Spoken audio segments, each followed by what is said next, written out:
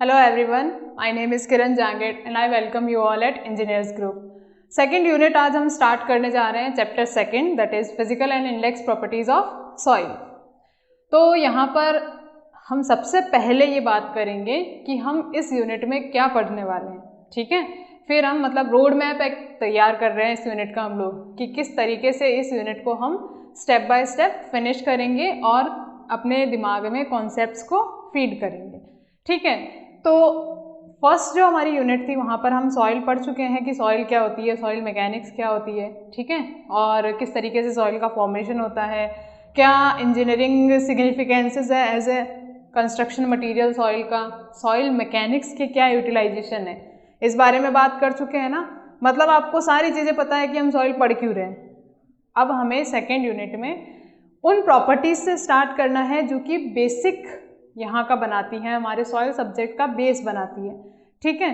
तो यहाँ हम सबसे पहले जो पढ़ेंगे वो पढ़ेंगे हम फेज डायग्राम। क्या पढ़ेंगे? Phase diagram. फेज डायग्राम में हम 3 फेज डायग्राम पढ़ेंगे, 3 फेज डायग्राम और 2 फेज डायग्राम। अब फेज डायग्राम का बेसिक मतलब क्या है? देखो, फेज डायग्राम का मतलब है कि जैसे सॉइल तो अपनी क्या होती है, जैसे सॉलिड्स होते हैं सॉइल में या वॉइड्स होते हैं, या वॉइड्स में वाटर हो सकता है, वॉइड्स में एयर हो सकता है, ठीक है।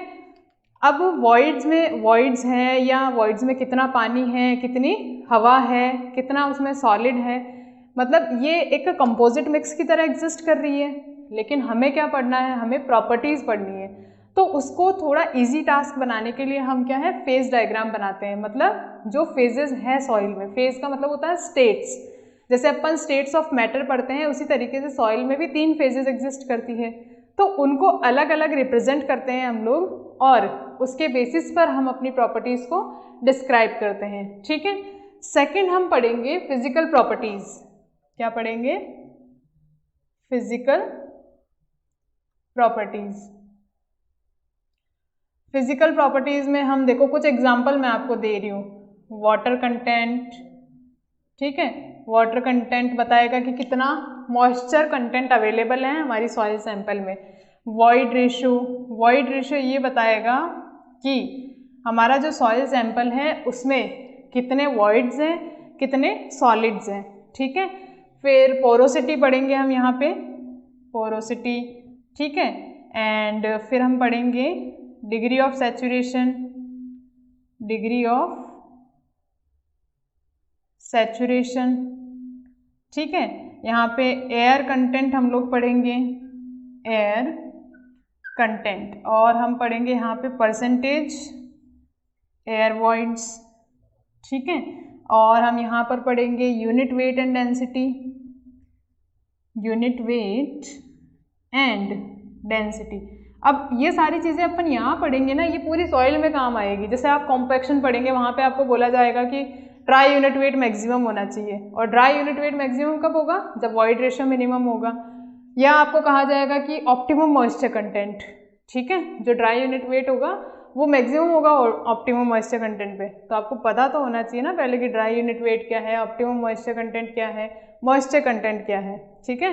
तो वो सारी बेस हमारा यहाँ से प्रिपेयर हो रहा है, ठीक है। ये पढ़ लिया हमने। फिर हम पढ़ेंगे कि स्पेसिफिक ग्रेविटी क्या होती है, स्पेसिफिक ग्रेविटी, ठीक है।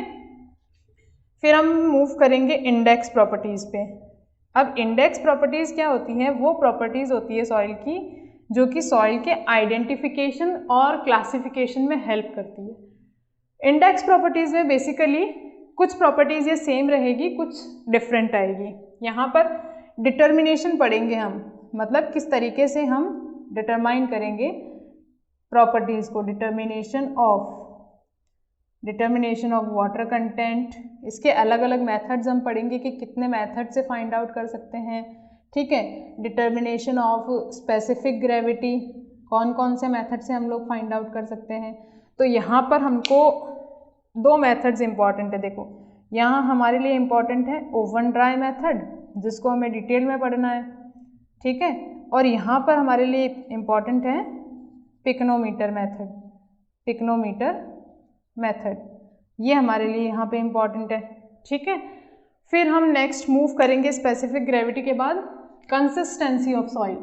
ये जो टॉपिक है ना, ये बहुत ही ज़्यादा इम्पॉर्टेंस वाला टॉपिक है, कंसिस्टेंसी ऑफ सॉइल।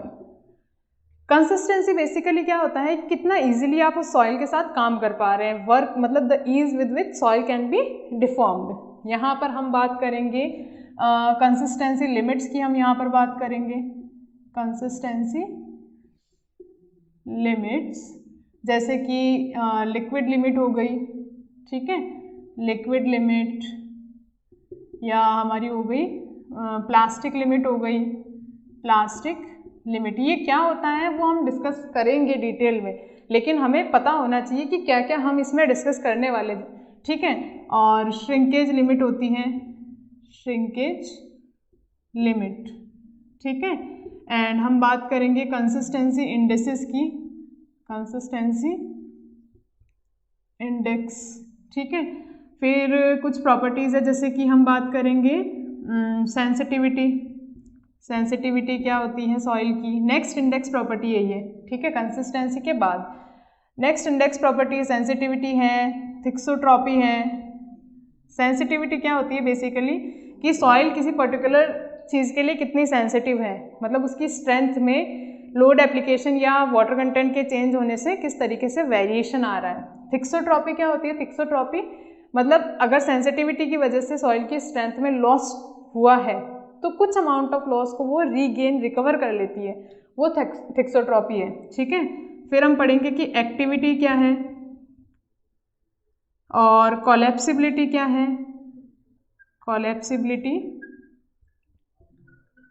और हम पढ़ेंगे रिलेटिव डेंसिटी क्या होती है, रिलेटिव डेंसिटी, और हम बात करेंगे डेंसिटी इंडेक्स के बारे में। अब देखो ये हमने जो लिमिट्स पढ़ी है ना, यहाँ पे हम इनका डिटर्मिनेशन भी पढ़ेंगे कि किस तरीके से इनको डिटरमाइन करते हैं फील्ड में हम लोग। तो यहाँ पे जो डिटर्मिनेशन के मेथड्स पढ़ेंगे ना, वो बहुत ज़्यादा इंपॉर्टेंट रहेंगे हमारे लिए, ठीक है। ये पढ़ लिया। फिर इसमें ही हम पढ़ेंगे particle size distribution, particle size distribution.